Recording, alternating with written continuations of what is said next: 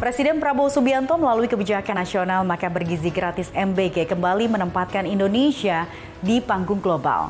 Program unggulan yang menggabungkan aspek sosial, ekonomi, dan perdagangan itu mendapat apresiasi positif dalam forum internasional di markas besar PBB di Jenewa sebagai contoh nyata pembangunan inklusif yang menyejahterakan rakyat.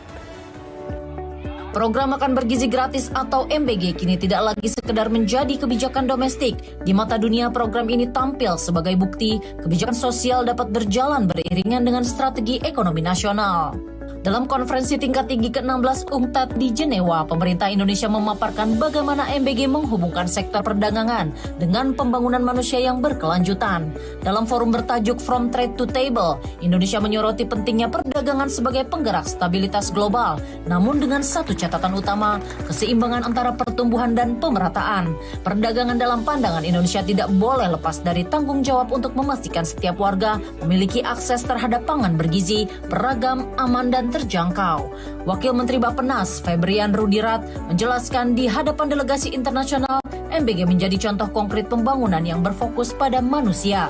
Program ini dirancang bukan hanya untuk meningkatkan gizi anak sekolah dan kelompok rentan, tetapi juga memperkuat rantai pasok lokal dan memberdayakan pelaku usaha kecil.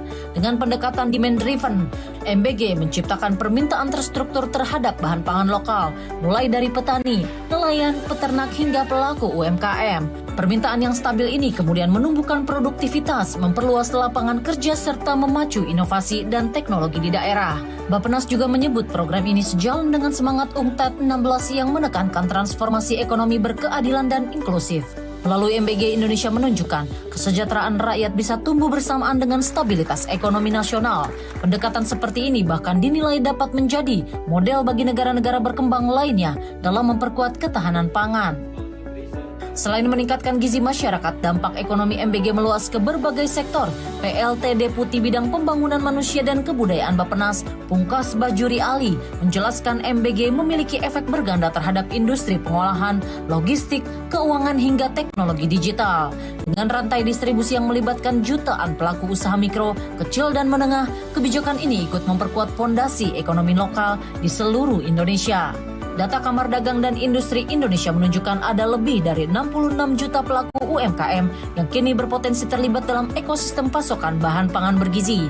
Dengan keterlibatan mereka, program ini tidak hanya memastikan anak-anak Indonesia tumbuh sehat, tetapi juga memastikan ekonomi akar rumput ikut bertumbuh.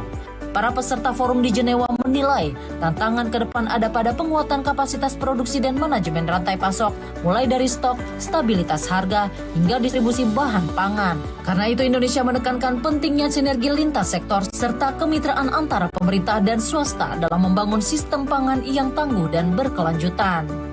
Dalam forum yang dihadiri perwakilan dari UNCTAD, World Economic Forum, World Food Program, dan Scaling Up Nutrition Movement itu, Indonesia mendapat apresiasi karena dinilai berhasil menerjemahkan visi pembangunan berkelanjutan dalam kebijakan nyata. MBG dipandang sebagai contoh bagaimana kesejahteraan sosial dan pertumbuhan ekonomi bisa berjalan dalam satu arah untuk kemajuan manusia.